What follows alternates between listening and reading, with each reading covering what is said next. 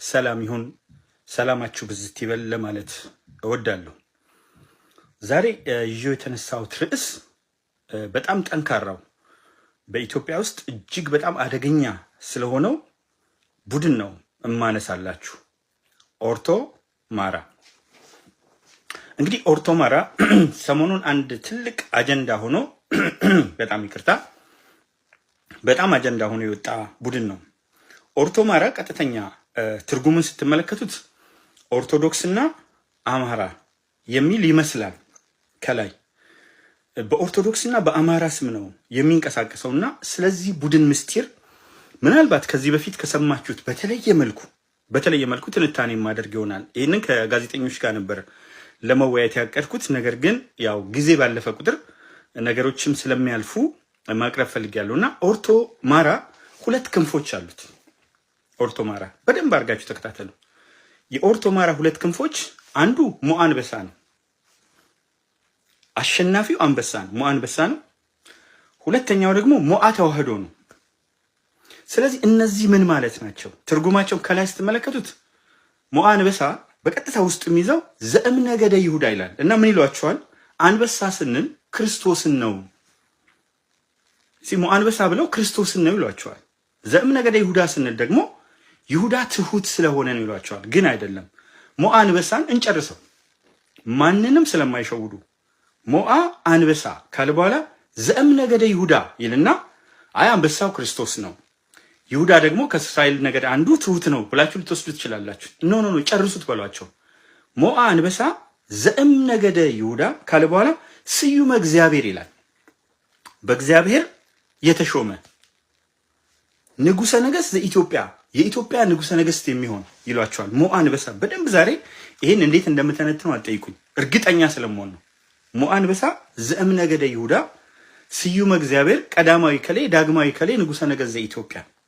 አሁን ሞአ አንበሳ ምን ትርክት ይዞ መጣ ስትሉ ልክ እንደ ዘመነ መሳፍንት የጭንቀት ዘመን ነበር።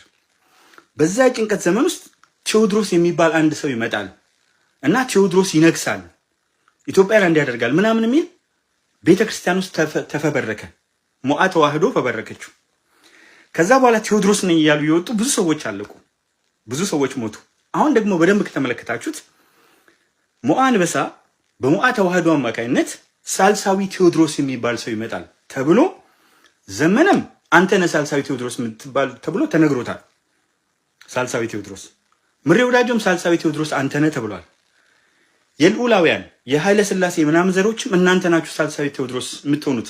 ስለዚህ ሳልሳዊ ቴዎድሮስ ሶስተኛው ቴዎድሮስ ሆኜ የመነግሰው እኔ ነኝ የሚሉ በጣም በርካታ ትርክቶች አሉ። ስለዚህ ሞአ አንበሳ ይሄ ነው። ሞአ ማለት ትርጉሙ አሸናፊ ማለት ነው።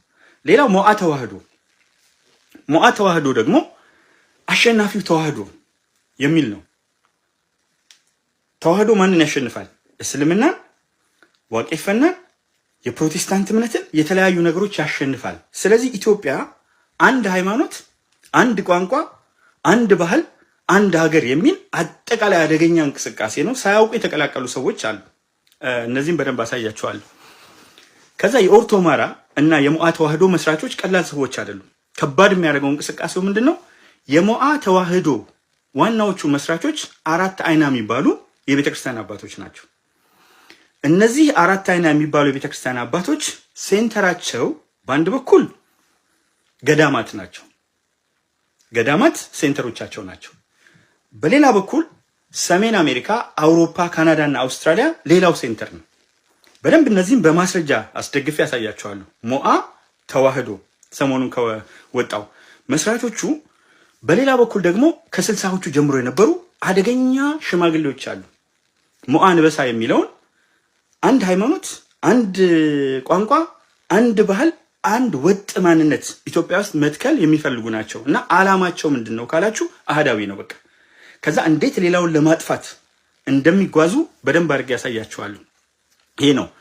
አባላቱ ላይ ሁለት ነገሮች አሉ። አንዶቹ ፍሮንት ፊገርስ ናቸው። ፍሮንት ፊገርስ በዋናነት የሚመለመሉት ከሌላ ብሔረሰብ ነው። ከፊት ለፊት ሆነው እንዲታዩ ከኦሮሞ፣ ከደቡብ፣ ከአማራ ውጪ ከሆኑ ሰዎች የሚወጡ ፍሮንት ፊገርስ አሉ። ከኋላ ግን ክሩክዳይልስ አሉ። በኢህአፓ ጊዜ ሁለት አይነት ነገሮች ነበሩ። ክሩክዳይልስ አደገኞቹ ናቸው። ቢሃይንድ ዘ ከርቴን ከመጋረጃው በስተጀርባ ገዳማት ውስጥ ያሉ ከመጋረጃው በስተጀርባ ሰሜን አሜሪካና ኢትዮጵያ ውስጥ ያሉ እነሱ ክሮኮዳይልስ ናቸው። ቢሃይንድ ዘ ስክሪን ቢሃይንድ ዘ ከርቴን ከመጋረጃው ከስክሪኑ በስተጀርባ ያሉ ናቸው። ፍሮንት ፊገርስ ግን ውጪ ቆሞ ሚንጫጩ ዋናው ዓላማ በደንብ ያልገባቸው ነገር ግን ሳያስቡት እየተጋጨባቸው ብሔራዊ ማንነታቸው እንዴት እንደሚጎዳቸው አሳያቸዋለሁ። የትግል ስልታቸው መጀመሪያ ህቡ ነበር። ህቡ ማለት ምስጢራዊ ነበር። ምስጢራዊ አደረጃጀት ይዘው ተጓዙና መጨረሻ ላይ ወደ ምን መጡ? በይፋ ራሳቸው መግለጽ ጀመሩ እና ሞዓ አንበሳ ጦር አለው፣ ሞዓ ተዋህዶ ጦር አለው። ይሄ ጦር በምንድን ነው የሚገለጸው ካላችሁ ፋኖ በሚል አደረጃጀት ራሱን ገልጾ ወጣና ከዛ ትንቢት